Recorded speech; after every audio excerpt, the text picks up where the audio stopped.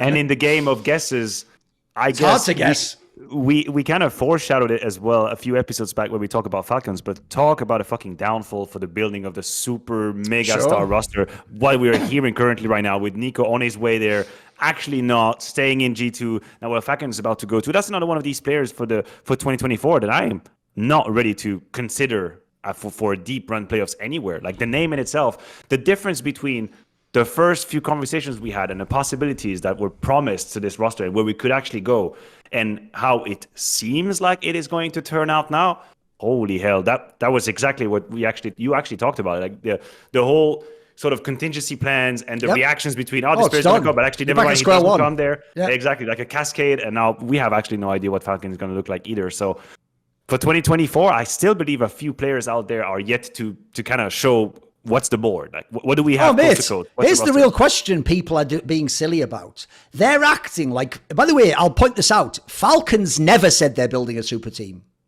That was never the messaging. They never said they're signing Nico, by the way, at the time. They never said Monacy was coming. That was all behind the scenes moves that were talked about. And then because they were leaked, I told you guys, you have to be careful about leakers. Because when you hear information, that's why if it's wrong, it's really dangerous. Because when the information's wrong, you think it's right. And then you build off that information because that becomes a fact. And you connect facts together. But these were never facts. Facts are verified pieces of information.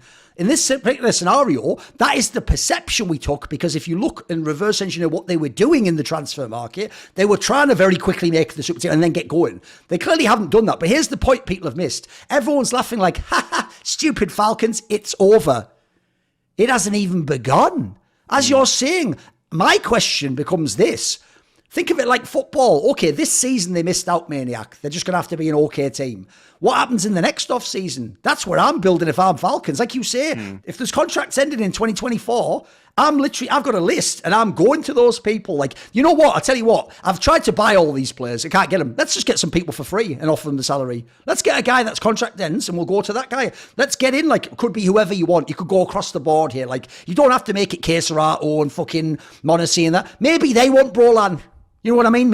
I'm just giving random names here, guys. These aren't real things. But my point is, that's the part I do think people have missed, is if this really is a multi-year project and the end goal in like 2 years is win the major, then this is a setback. It means you can't win the first major, but it ain't the end of the story. Like and by the way, I've never made a fucking public statement about what I think about Saudi Arabia and what they do in the world. I have never judged them in any context. I've only ever referred to it in the context of other people's statements and other people's relationship with that entity and what they claim to stand for in the world. I have never expressed any of that.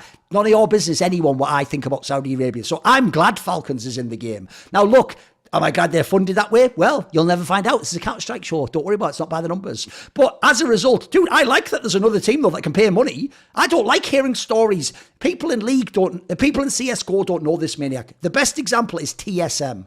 Have you seen Reddit's response to TSM's lineup? I haven't. Oh, you mean this CSGO one, right? Yes. No, honestly, I don't think I've really paid attention to that. I was very underwhelmed personally. Here's the framing. The framing is, this team has all the money and these are the best players they can get. Who said they have all the money? Oh, you think they do because of the history of TSM, right? Maybe you've heard people like Bjergsen and Double got paid a lot of money in League of Legends. TSM last year, Maniac, ran a roster which was reported where they were playing on league minimums, which I think is like 100K in America. Not millions of dollars. And they had a shit roster. It didn't even make the Worlds. And now they've sold their team in League of Legends. TSM was League of Legends in North America. If they've sold and the business is so bad, and by the way, if people don't know, their main sponsor used to be FTX. I think those letters mean something to you all now, don't they? He's going to be in prison, isn't he? Like, that's over. So that's all your money that you thought you had for the next 10 years gone. And then you've got, like, no more VC. That's what happens to everyone right now. That's gone. Now you're working with budget rosters. Then you come to CSGO and you look at the lineup.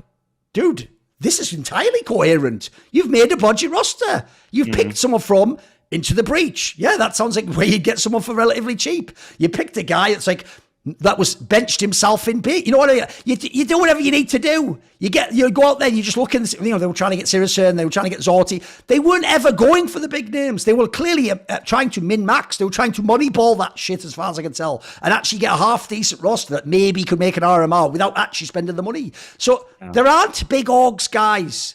At the moment, you're lucky that Vitality and G2 have the big players already and then they're getting sort of a bit bit cynical with the side moves. Even FaZe Clan, like I say, as far as I can tell, FaZe Clan always was a project about these specific players were like, let's join together and win under Carrigan. By the way, there's an angle you undersold. One of the best reasons to join FaZe has nothing to do with majors. Don't you want to play with Carrigan? Dude, everyone who plays with Carrigan goes pretty fucking well, doesn't it? Like, tell me how many stars failed with Carrigan. I don't need very long. Just case closed. None, as far as I know, right? Did anyone ever fail on Carrigan? Maybe like Cold Zero when they put him in these wrong roles or something. Like, I don't know about that, man. That was online as well. Like, in this scenario, that's the best reason to join FaZe is Carrigan. That's the number one reason right there. If he leaves, I'm not joining tomorrow.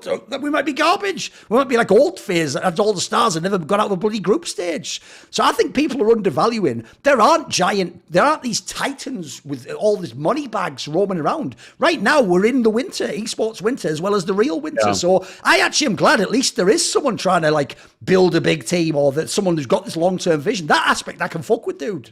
Yeah, I think it was probably also like the perception was probably that they were coming in with an unlimited amount of money that, and they could do whatever they want. Let's not be wrong. Like the HLTV guy, if you saw him on HLTV confirmed, the Falcons guy, don't worry, he gave off a very smug air. Like he thought, like all of them when they come in the game, like they sort of go like, oh, you kids have been playing with this little toys here, but the adults here now, like let me show you how you build a team. Oh, he had that vibe, but here's the thing, he can't do that now because he doesn't have the players. I'm with you.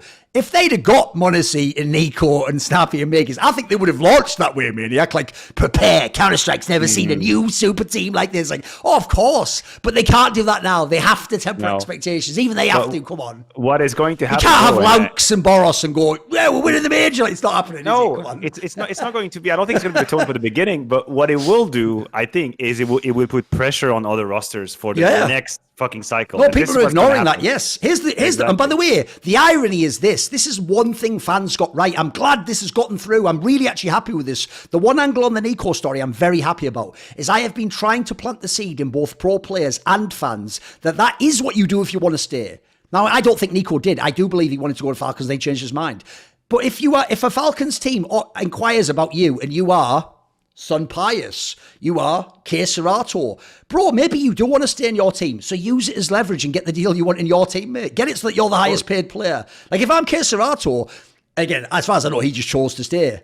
I mean, spoiler, like, I'll put this out there. If you think of history, you don't really sort of negotiate year-to-year contracts within Fury, you're sort of there or you aren't. It's like that pit in fucking Dark Knight Rises. You're either in the pit or you're out of the pit. There's no halfway up, you're either getting out or you're down in the pit. So, to me, dude, if I'm K Serato, I'll stay in Furia. Tell you what, you're giving me everything I want. Like, maybe I get some roster control. Maybe I get to say who's the IGL it. Oh, wait a minute. He stayed and then became the IGL again, mate. I see on levels, maniacs. I take points and extend them out, mate. And also, look, people know me in real life. I love a bit of conspiracy. You know what I mean? I love the idea. I love the idea behind the scenes. Like, there's more to this. Connect the dots. What's going on and the power behind the power. Oh, I love that shit. So even though, by the way, that's all speculation now. None of that is anything I've run down. But I'm just saying, let's put this thinking out there. Let's include this in our thoughts as well, because it's not as simple as like he stayed because he loves his friends, or he's going because the $78,000 a month. It's a different world, isn't it? No, it's much more complicated than that for sure. But I think it's kind of fun to kind of dream about it and like do conspiracy about it. I don't mind doing that. It's kind of cool. But yeah, if people don't know, I'll give you a little freebie. Richard Lewis, almost everything he's ever said about Astralis, he ran down, and that was journalism. Some of the shit I got right, I'm just really good at tuning into I always say I tune my brain to Nicola Nyholm TV. And when I'm on there, and I've watched all 11 seasons, Maniac. I know his style of way he does it. I know who he wants to fuck. I know who he actually likes. I know how he does it. And so all I do is try and guess, is this what he's doing? I try to, this is not a joke. Literally, I only ever guessed when that Hunden story came out that Hunden shared the Google Drive. Everyone else, remember, said, but since he shared it with Astralis, it must be nothing to do with Astralis because Astralis reported it. I said no, because on the conspiracy level, that's genius from Nicola Nyholm.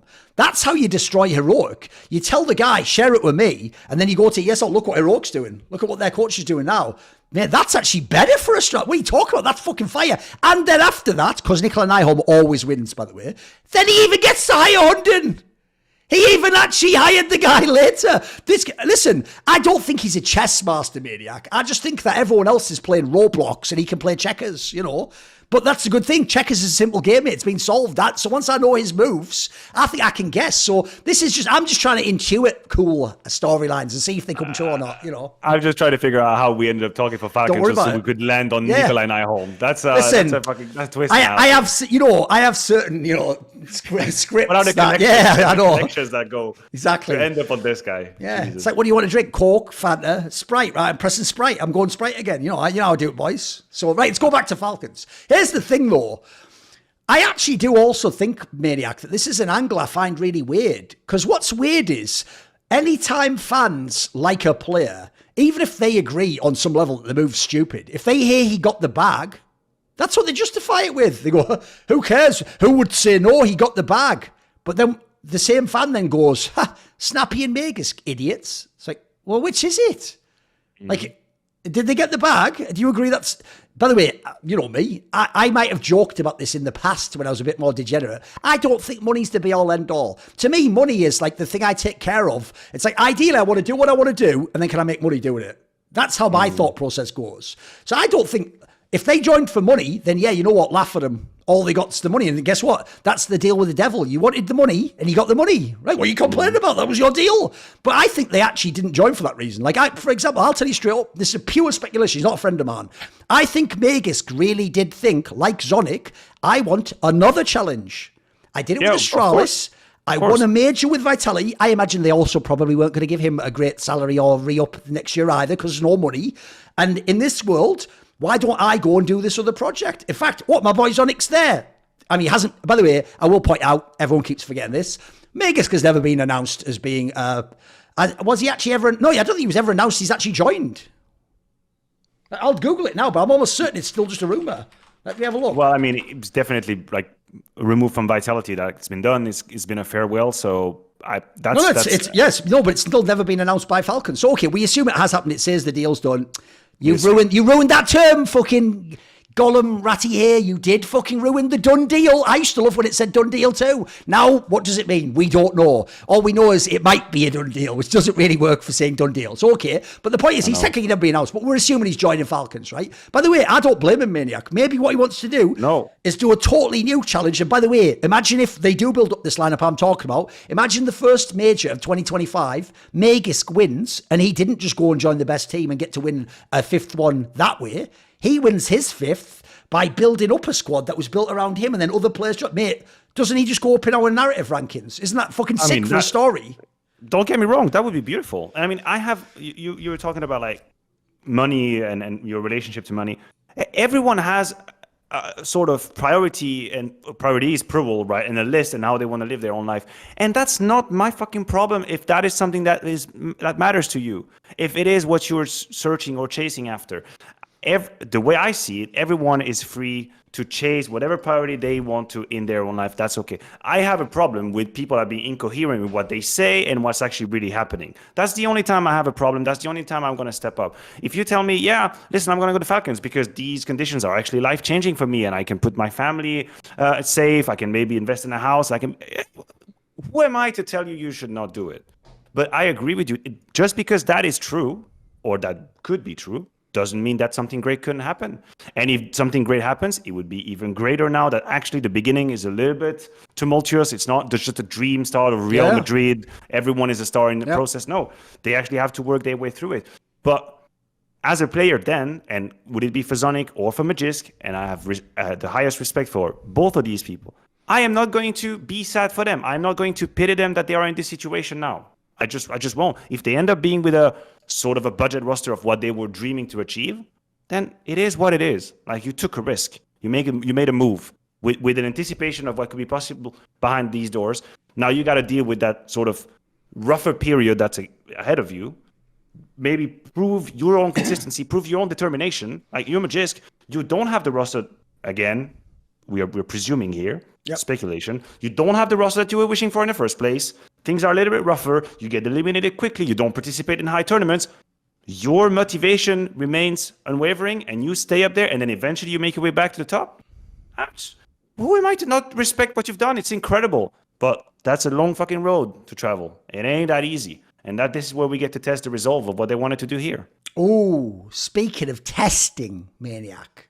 This is where I'm going to use haterism, but fueled by optimism. That's a crazy thing to say, isn't it? But get ready. So what I actually think is brilliant about this G2 move, I can't wait to see it, is, by the way, Nexa is a competent player. Nexa can play in G2. It's not unreasonable. He's not some total bomb who can't do anything. He's going to drag the game. So here's the real problem. Everyone else in G2, it's okay. There's one man that it just got a lot hotter under that seat, mate. And his name is HooXi. Not because Nexa's going to replace him. Here's why. Because I think the HooXi discussion was very disingenuous. People did talk like other IGLs had his players. And to me, he had almost the 4 best players relative to the roles you could get in the game. Close to contenders for. So instead, he has one less now. But I tell you what, he can't turn around to me, I can go, I only had Nico Monosino. Shut the fuck up. Mate, that's enough. What are you talking about? My boy Carrigan was winning with 16-year-old Frozen. Woxic, who, by the way, I'll just put it out there. I heard like barely practices and is just a fucking maniac. Not like you. And then obviously he had fucking Rops, who, by the way, wasn't this Rops. He was doing the Frozen transition himself. He was winning tournaments with that. So, you know what, HooXi, you got more than enough, mate. You can prove me and Richard Lewis, you can make us look like absolute dickheads now. If you start winning tournaments, like you win Blast World Finals with Nexa, hey, it's going to get harder to fucking discredit you. Now you can show me that game you've got as an IGL. Because I tell you what, you know this maniac. The thing about IGL is he is one of the only players in a team who actually can take players who are like a fucking C grade and win at a B grade with them because of the influence of how he sets the team up, how he structures it. We all know, I've always said this, the beauty of Counter-Strike is the fundamental mechanic of the competitive game is the trade frag. It essentially means you can have simple, but as long as I have 2 really good players and we both peak one after another or at the same time, we can kill simple and you might die, but now I've traded, and think about what the word trade means. I'll trade you fucking Hunter for simple all day long. Like I can win our 4 players. If you've got no simple, we've got a nice chance to win this round. If simple's still alive, we're shit out of luck. So if you're HooXi, show me then, dude. Now's your chance. Now's your time to show me you are the best. That's a fair point. That is a fair point. Because I also think this is where there has to be a clear distinction between the likes of Kerrigan, even Apex, and HooXi. Like who you've been winning with, what you've been working for, what you've been working with as a lineup, what other trophies you have to show for that. What is the effect you had arguably on players and their trajectories as well. Like you mentioned Kerrigan. He's obviously the go-to candidate for mentoring, tutoring young players, turning into absolute beasts. You mentioned the Rob's case, the Frozen case in Mouse. He's going to have him again in FaZe. Even Brokey was absolutely nobody when he joined FaZe. Let's be real. I don't think a whole lot of people knew Brokey. So the case is made. Apex is slowly but surely building that case too. Bringing sort of new players into the top level and having them perform better than they did before. I mean, HooXi he put his hand on 2 of the most prestigious trophies we have in the game, and no one is going to take that away from him. But that was with the roster that he had, which was already pretty star-studded. And now you get to show us what you can do with Nexa. Because here's the thing, when I said, because mainly roster problems is what kept the other tournaments, even though they weren't as big, from feeling really massive. Like they weren't momentous. The joke is FaZe did us a massive favour by making that streak and winning all the events. It actually legitimised CS2. But here's where it is fun. Dude, if you go and look right now, click on Blast World Finals, just the rosters. Mate, this is a real tournament. Look at the rosters we have. So I have Team Vitality, they're currently the number 1. Then we have FaZe Clan with Frozen, that's spicy as fuck. Look, everyone's going to go, oh, but Frozen's left mouse. Mate, Brolan isn't chopped liver, and they've still got some pieces there. They're still going to be in the mix. Cloud9, look, the AWP isn't there. Everything else is. They got fucking bangers. And Blumich, actually, by the way, I got to give him more props than I ever gave him in Na'Vi. I'm not going to go the other way and say he was a great IGL. But I tell you what, he has something to his game. He has a unique quality. And then I look at the rest of it. Ents with Glaive. That's spicy. We know those players are good. The aforementioned G2. Wonderful in fucking Na'Vi. There's basically only Heroic that I sort of discount because who gives a fuck about that lineup? This is going to be a fucking good event, mate. Whoever wins this event, they might be just the best right now. Let's see. This is a banger. To see more cool, funny, interesting clips based on topics from my content, well, subscribe to this channel then, or, be a pleb and don't.